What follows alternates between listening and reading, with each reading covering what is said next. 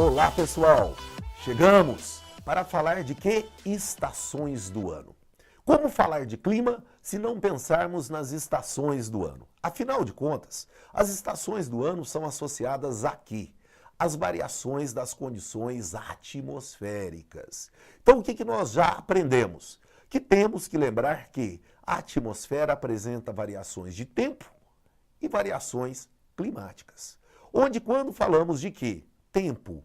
Quando falamos de quê? Clima. Estamos falando de condições meteorológicas para o tempo e condições climatológicas para o clima.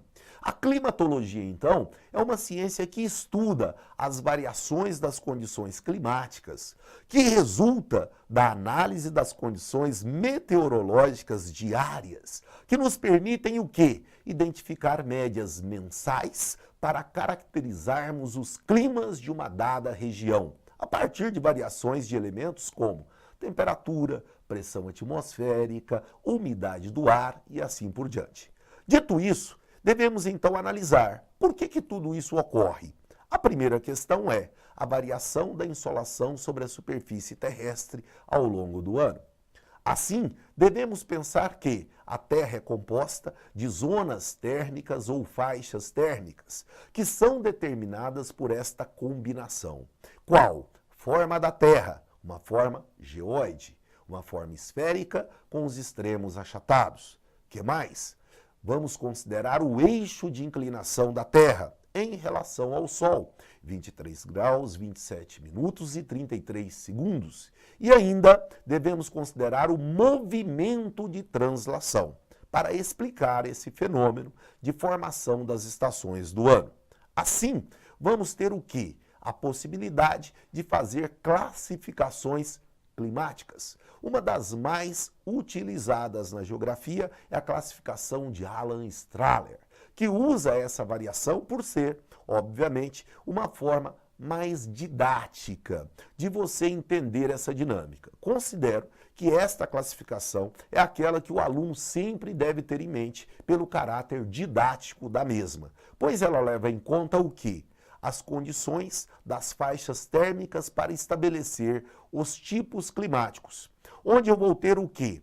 Áreas de baixas latitudes influenciadas por massas de maior temperatura, massas equatoriais, ou áreas de médias influenciadas por massas tropicais, aquelas que se formam próximas aos trópicos, que vão determinar variações nas faixas temperadas, ou ainda as massas polares, que vão atuar nos extremos do planeta, explicando quedas bruscas de temperatura.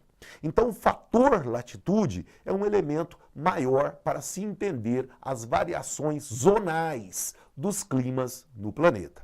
Assim, devemos então correlacionar com a variação da primavera, do verão, do outono e o inverno. O que isso te lembra, né? Os aspectos que determinam a variação da incidência da luz solar, que gera o fenômeno chamado de solstício, a incidência perpendicular da luz solar na faixa de um dos trópicos, ou o equinócio, a incidência perpendicular da luz solar na faixa do Equador, que faz com que eu tenha variações de estações do ano. Os solstícios associados ao inverno e verão, e os equinócios associados à primavera e o outono. Desta forma, como que isso aparece para você? Primeiro fator, a dinâmica de movimentação da Terra no movimento de translação. Observe o plano da eclíptica, representado na imagem pela bolinha, mostrando para você qual é o caminho percorrido pelo Sol nessa eclíptica, onde temos 6 meses, 6 meses, 6 meses, 6 meses, 6 meses, 6 meses, oscilando de um trópico para o outro. O que eu tenho nesses extremos? O fenômeno dos solstícios. Quando a perpendicularidade se dá exatamente sobre o Equador, os equinócios. Veja que legal para você entender essa dinâmica, facilitando a sua vida. Ou ainda, o outro aspecto, o eixo de inclinação da Terra. Veja como é. Esta é a situação não real. E esta é a situação real. Um eixo de inclinação aproximado de 23 graus. Veja que legal. E ainda, veja mais um detalhe da questão. Isso é o que você tem normalmente nos livros didáticos. É isso aqui, essa representação. Muito diferente de você ver nesta dinâmica. O porquê? O eixo de inclinação. Ou ver nesta dinâmica, onde você pode observar a ocorrência do fenômeno do solstício, do fenômeno do equinócio, novamente solstício, novamente equinócio, novamente solstício.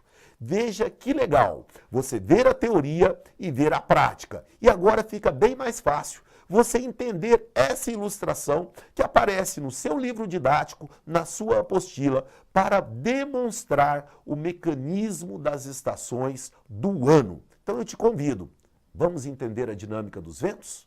Até a próxima, grande abraço!